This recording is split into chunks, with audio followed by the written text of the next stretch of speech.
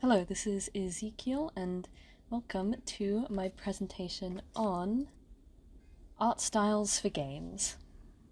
First of all, what is a visual art style?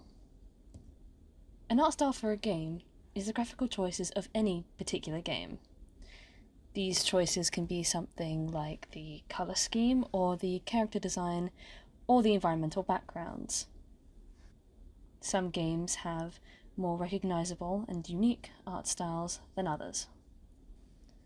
Graphics are an incredibly important part of a game, and usually in a lot of players' eyes they can make or break a title. This is because graphics are integral for a game's immersion.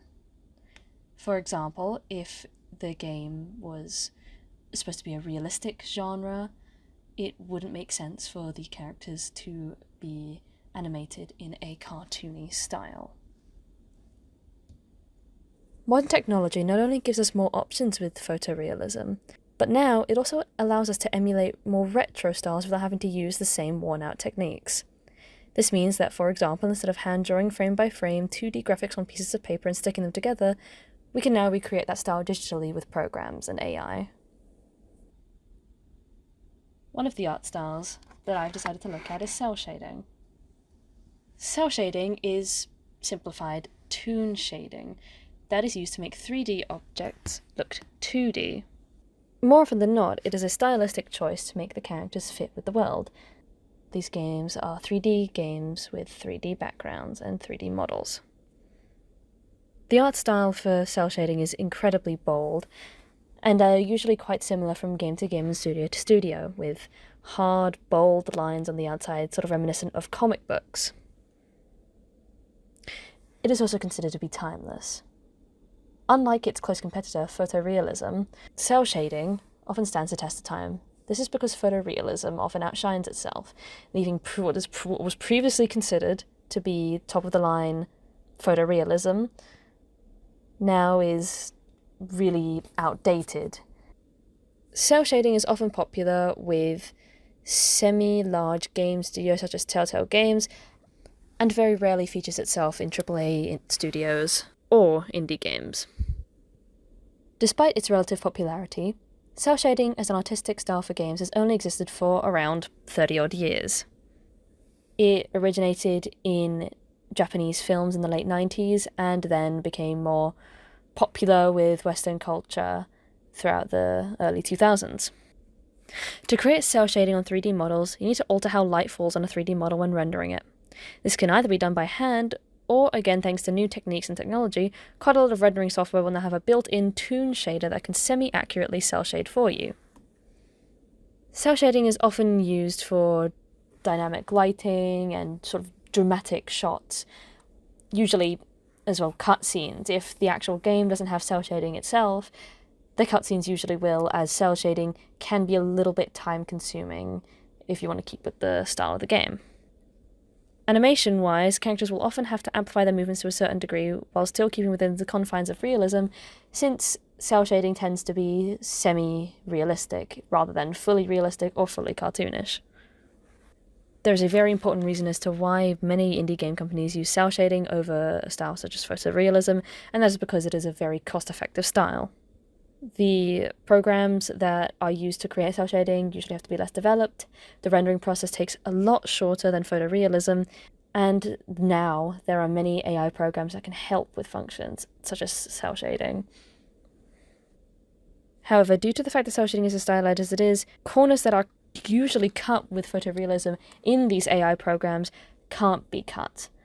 This can often be due to the fact that, since it's not realistically shaded, the harsher shading doesn't appear in the places where you want it to. Whilst programs have AI-based features that help with the cel shading process, a lot of the shading still has to be done partially by hand, since AI can struggle to emulate the style. These are just some of the games that are able to use cel shading. One of them is Borderlands 3. Borderlands 3 was created by Gearbox Software and is the third installment of the Borderlands series. The entire Borderlands series uses cel shading as a very bold artistic choice. In Borderlands 3, they utilize cel shading to create harsher shading, which leads to a more dramatic look, especially for this sort of fighting game, rough textures which emulates the atmosphere of the world that the characters are living in, and lower frame rates to make it both easier to render and, again, as a stylistic choice. Another game that uses the cel shading technique is The Wolf Among Us by Telltale Games. Unlike Borderlands 3, The Wolf Among Us tends to have a more smooth style, with smoother lines, not very rough texturing. It's sort of reminiscent of a comic book with the way its lines work and the amount of harsh shading that is in there. They use cel shading here to heavily assist with the atmosphere and the world building of the game, since it is sort of set in a comic book style world with a classic twist on a detective noir story retold by fairy tale characters. And last one, arguably the most popular, is Breath of the Wild by Nintendo. This is the latest installment in the Legend of Zelda series, and is world-renowned as one of the most graphically impressive games to come out of Nintendo. This is arguably because of its cel shading providing such a bold style. Whilst they don't have particularly harsh shading, what they do use is harsh lighting, which is still considered cel shading. This not only makes it easier to render, but also separates the characters from the background, since the backgrounds are usually smoothly rendered or smoothly shaded. It also means that certain scenes look a lot more dramatic and, again, dynamic, such as with the previous two games. The next style I looked at was low poly. Low poly art style is a minimalistic art style that is used in quite a few indie games that tend to be a small development team or just one solo creator.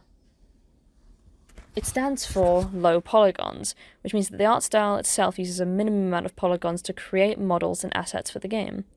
Oftentimes this means that the game will usually have a blocky or shape-heavy style due to the lower polygon mesh.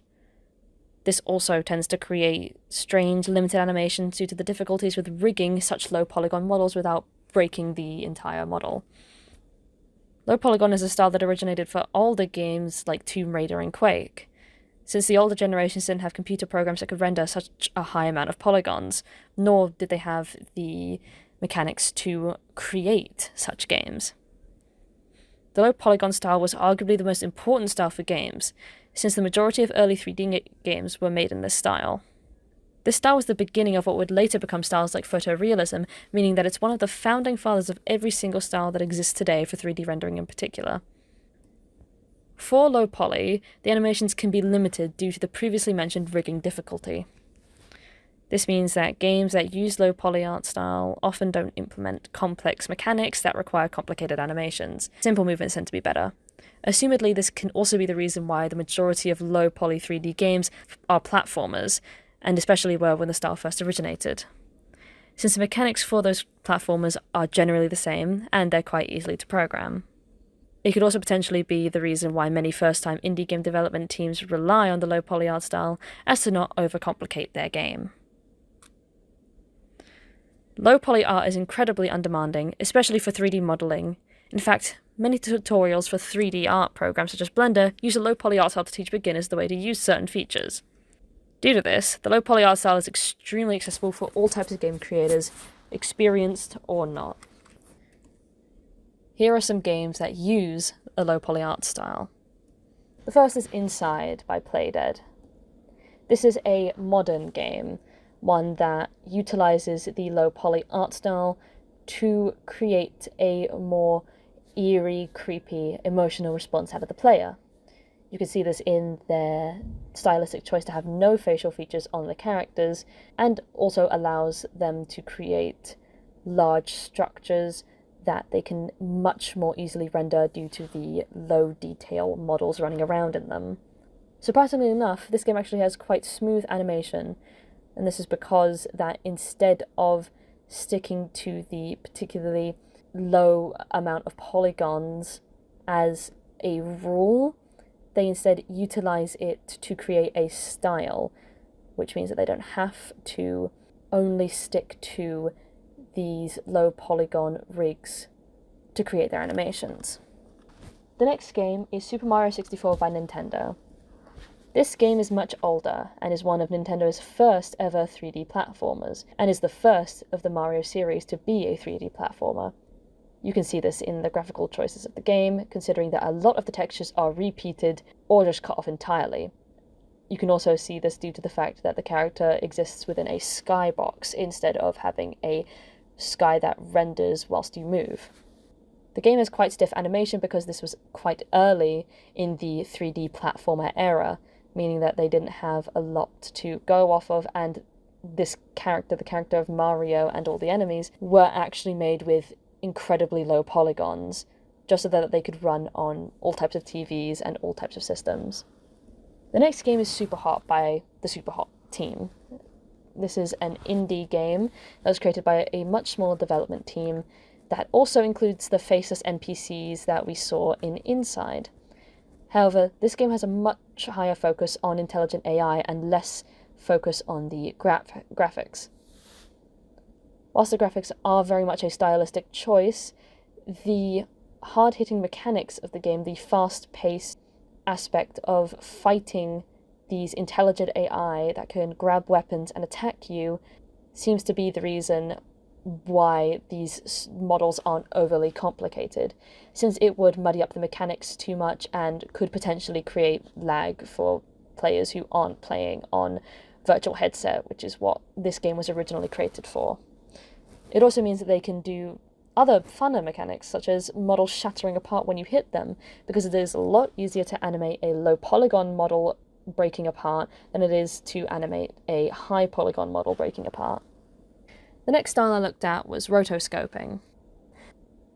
Rotoscoping is a style of animation where animators use a video of a real person and trace over their body frame by frame to create emotion. This style can be very time-consuming and difficult to do. As well as being time-consuming, many games that use rotoscoping still have character designs that they must stick to, which means that not only do they have to consistently trace over a person's body, but they then must edit what they've just created and change these certain body parts or hair features or facial features in order to fit with the character design, whilst making it look like it is either realistic or consistent with what they've previously animated. This can be incredibly hard. Due to how time-consuming it is, it's mostly common in older pixel games that don't have incredibly complicated characters, or modern indie teams that have a less strict deadline. Programs such as Adobe Animate have made it a lot easier for industries to create a rotoscoping effect by using their AI rotoscoping feature. Other programs such as Silhouette FX have followed suit, making rotoscoping a very accessible method of animation. While rotoscoping isn't used by a lot of larger game companies, it was the basis for the motion capturing technique. Motion capture is the technique where an actor, a real actor, puts on a bodysuit with motion capturing features on it, usually in the form of white sort of cotton balls, in order for the animation team later to rig these assets to these motion capturing features to animate over the actor, which will then save a lot of time whilst also creating realistic motion. This originated with the rotoscoping technique. This is also used by a lot of AAA companies. Rotoscoping tends to impact the style of the game by limiting the mechanics to the footage that is recorded, since rotoscoping works by tracing a pre-recorded video. Certain mechanics, like flight or firing different weapons, may be limited based on the ability to obtain footage that is similar enough. This is also why rotoscoping tends to be reserved for cutscenes rather than actual mechanics within the game. Rotoscoping can either be incredibly demanding as an art style just due to the amount of time that is taken to do it, or it can be incredibly easy with use of the AI. It can be a very undemanding style, because with a lot of games that use rotoscoping, they will use the method of having undetailed character models or just real-life photos, such as in older fighting games like Street Fighter. This means that they have to focus slightly less on making things look entirely realistic, meaning they can cut corners, cut frames where they don't need them, and just use rotoscoping as a point of reference for creating smoother motion rather than having to follow it very strictly. Here are some games that use rotoscoping. The first one is Faith the Unholy Trinity by Airdorf Games. This is the most modern game that uses rotoscoping as a very obvious graphical choice. Faith is reminiscent of old Atari-style games and uses rotoscoping to push an eerie, creepy, scary horror atmosphere with their cutscenes. This is to emphasize the unsettling movement of the characters, since they move human-like, but don't look human at all. The game also tends to keep a simplistic color palette due to the amount of effort that it takes to rotoscope these things, and also has a low frame rate outside of these cutscenes in order to cut time, and also keep to the retro style. An older game that uses rotoscoping is Cruise for a Corpse by Delphine Software International. This is a point-and-click mystery adventure game that involves you solving a mystery on a cruise ship. Point-and-click is very easy to do for rotoscoping since it is 2D side-scroller and you can loop constant animations without it looking off. This was also created for much older systems that wouldn't be able to detect or play back a lot of the graphical issues that may actually appear. Also, the animations tend to be quite basic, with a lot of the rotoscoped animation tending to be walking or running or searching rather than every single game mechanic or characters talking. Another game that uses these features is a game called Another World. While more modern than Cruise for a Corpse, it is still a very old game, again by Delphine Software. This is a 2D fighting platformer with very stylistic, simple graphics that were often made in Adobe Illustrator. This game was also animated in vector form, making it a lot easier to rotoscope to a real video, and since it was made for the Atari originally, as previously mentioned, a lot of the graphical errors that could come up with inconsistencies aren't present here. Another style I looked at is cutout art. Cutout art is an art style that simply makes the piece or models or rendering polygons appear as if they were cut out of paper or any sort of 2D traditional material. This effect can often be achieved in many different ways instead of actually having to cut out a 2D model. You can simply replicate that digitally. While this style has been used for AAA games in the past, it is much more common to be used by indie studios. Animating in this style is quite similar to vector puppet animation, as the assets themselves don't change on the models, but their position moves by just enough to suggest movement before quickly being replaced by another cutout asset for the final pose. Cutout art can be created in a variety of ways for games through animation. The most popular way is to simply use a digital puppet technique to smoothly animate the limbs of an asset to simulate proper movement. This process is a lot easier now thanks to programs such as Adobe Animate, adding preset effects to add to animations to keep them smooth between each other, such as the Easy Ease feature. There is also another way to animate cutout art, which is stop motion animation. This is incredibly time consuming and expensive. It does offer a very unique style, especially for a cutout art style. However, again, not many games have done this, and if games have done this, it is not to emulate a cutout art style, such as a game like Cuphead, which did animate everything traditionally, however, it was more to emulate older Disney cartoons. Cutout art, whilst incredibly stylistic, does also provide a lot of limitations with the types of games it can be used in. A lot of games that use cutout art are either 2D platformers or side-scrollers. There are the occasional few games that use this style that are able to make the animation function in a 3D space, however the assets are still usually 2D within this 3D plane in order to keep a consistent style. Whilst technologically, cutout art can be less demanding than other styles due to the lack of rendering that needs to occur, since the mechanics of the game tend to be limited with the style, it can become a little complicated to program exactly what you want. For example, if you do want your character to exist on a 3D plane, you suddenly now have to consider exactly how the character is going to turn, different angles for animations such as jumping or running, and you have to also try to avoid clipping issues or world border breaking. Here are a few games that are able to use cutout art. One of the first is Super Paper Mario by Nintendo. This again is a slightly older game with a couple in its series. Super Paper Mario has a whole mechanic that is based around cutout art, since many of their enemies are canonically made out of paper within the game universe. The paper mechanic also is very obviously and explicitly used in the game when Mario turns around. The game has limited expressions due to this, and also utilizes puppet animation to make it slightly easier. It also has 2D to 3D mechanics with this game in particular. As for the puzzle levels, Mario goes from a side-scrolling 2D game to a 3D platformer puzzle-solving level. A more modern game that uses this style is Don't Starve Together. This is by Klei Entertainment.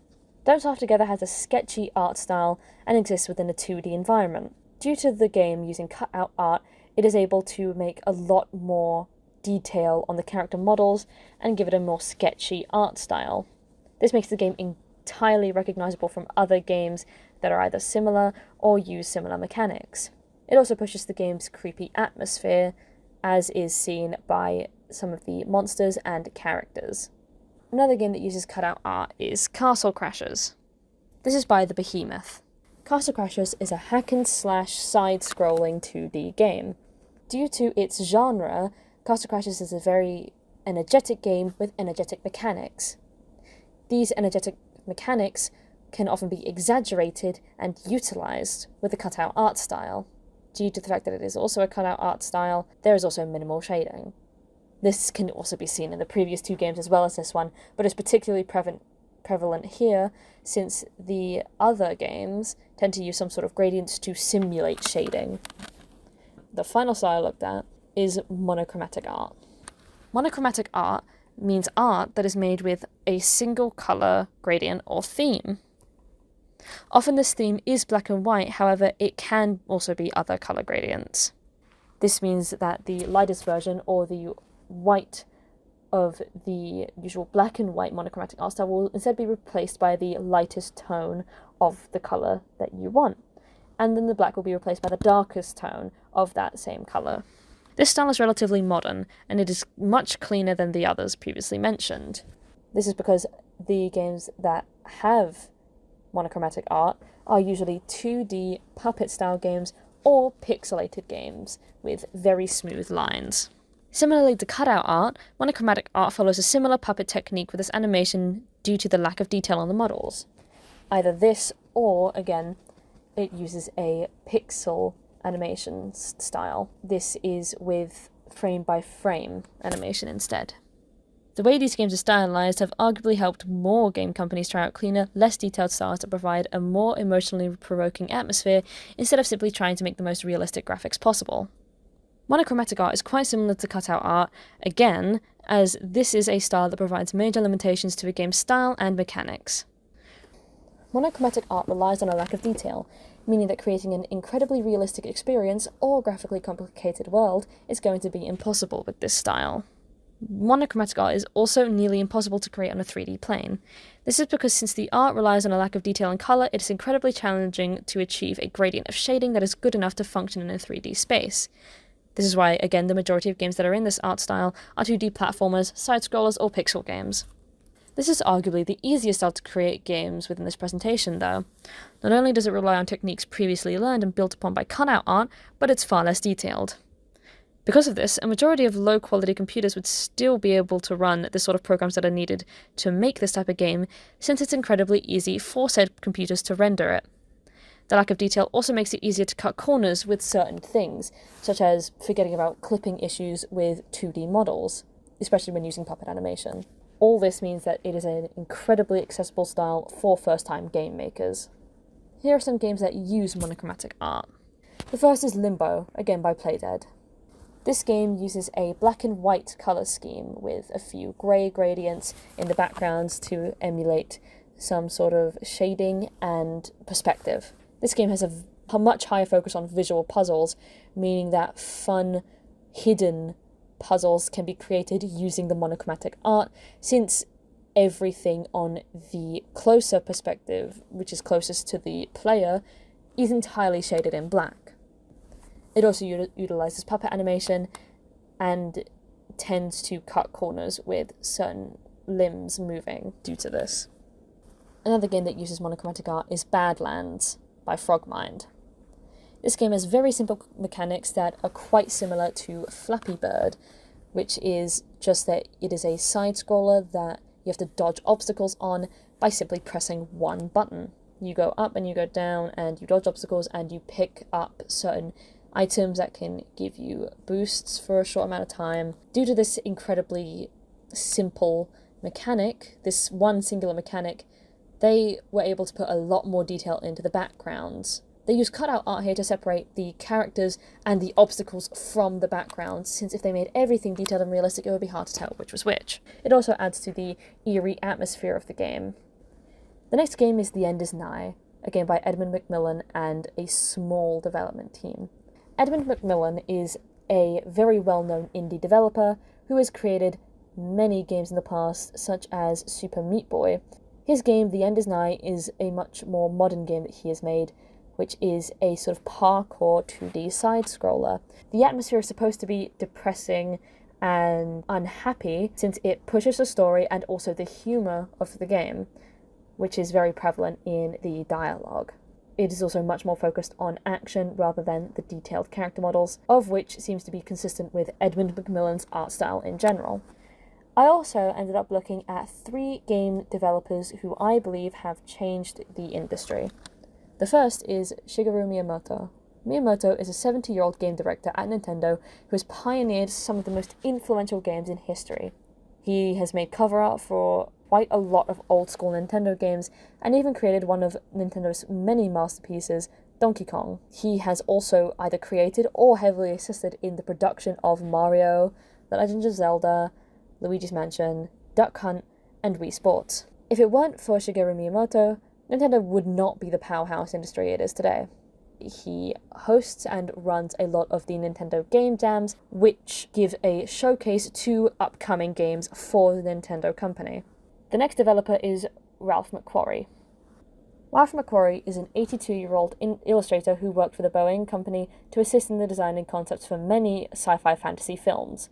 Whilst he's not exactly a game developer, his art has changed film industries worldwide, since he was a massive influence in the sci-fi genre. He was one of the many creative minds behind such iconic films such as Star Wars, The Empire Strikes Back, Star Trek, and even Back to the Future. He's helped design many intricate, interesting character designs, and his minimalistic art was able to create some of the many iconic shots that we see in these movies. The final game developer I looked at was Hideo Kojima. Hideo Kojima is the youngest game developer I looked at, who is 50 years old, and he is a producer and writer and game developer and a bunch of other job roles, who works in his own self-made company, whilst occasionally taking commission work from larger studios. His company is titled Kojima Productions and is responsible for some of the most popular game titles of the early 2000s, such as Metal Gear, Beatmania, Luna Knights, Super Smash Bros. Brawl, and Death Stranding. Hideo Kojima has made a massive impact on the creation of 3D games in our current era with the Metal Gear series, which is still considered to be timeless. It is also to my knowledge that he helped work on many of the Sonic games, including the most recent one, Sonic Frontiers. He has proven that you don't need to work for a large company in order to create these sorts of games and become a pioneer in the industry, which I think is very important, especially for indie developers to see. Next, I looked at concept artists. What exactly does a concept artist do, first of all? A concept artist may work for themselves on a commissions-based career. However, other artists must be loyal to a specific game company. Concept artists usually work very closely with other members of the art team, such as animators, character designers, and storyboard artists. Concept artists can have their work used to create cutscenes in a game, change character designs, or remove characters entirely if they decided to not fit with the rest of what the artist has made. It can even influence the mood a game is trying to suggest through experimenting with it before the game starts a full production. A concept artist can also work to create detailed sketches and paintings of ideas for characters, scenes, mechanics, or items within a game. Usually this is used to finalise the concept of one of these specific things before it is then implemented into the final product of the film, game, show, whatever it's being used for. Concept art is incredibly important because it is imperative to know exactly what you are and are not putting in your game before you even start its development. I also looked at a few concept artists to further understand what I was researching. One of these concept artists that I felt was very influential was Jonas Steinek Berlin. He is one of the head concept artists behind the game Little Nightmares 2 and its predecessor Little Nightmares. His distinct art style heavily influenced the mood of the game and heavily influenced the style that the 3D artists took with the character models. You can also see through many of his painted scenes that he helped create many of the iconic environments and scenes that you as the character are playing within. Without him as a concept artist, I don't believe that Little Nightmares would have been able to achieve this well of a style and this well of an eerie atmosphere. The next concept artist I looked at was Luigi Lucarelli. Instead of being a concept artist that works for a specific company, Luigi Lucarelli is instead a commissioned character designer who does his own work in his own time. He helped design not only the main character, but the antagonists, a lot of the NPCs, and many of the enemies, as well as background scenes. Whilst it is evident that not all of his concepts were used within the final game, it can be clear what was heavily influenced by his concepts. Without Lucarelli, A Hat in Time would have struggled a lot more to create their characters and, I believe, to create their story. The final concept artist I looked at was, again, Edmund McMillen. Since he is an indie game developer who often worked on his own to create games, or with a very small development team, or by co-creating games with somebody else, such as The Binding of Isaac and Super Meat Boy, he also turned out to be a concept artist on many, if not all, of these games. He has a very distinct art style that I believe was imperative to these games' atmosphere and genre. This is part of why his concept art was so important. His concept art heavily influenced the style behind all these games and arguably is what leads to these games' high level of success. A lot of people purchase these games for Edmund McMillen's style rather than just the mechanics, since he has a very unique style that is impossible to find anywhere else. Without Edmund McMillen's work on the concept art as well as everything else, most of these games that I have mentioned he works on would not even exist. And this was my presentation on art styles for games. Thank you so much for listening.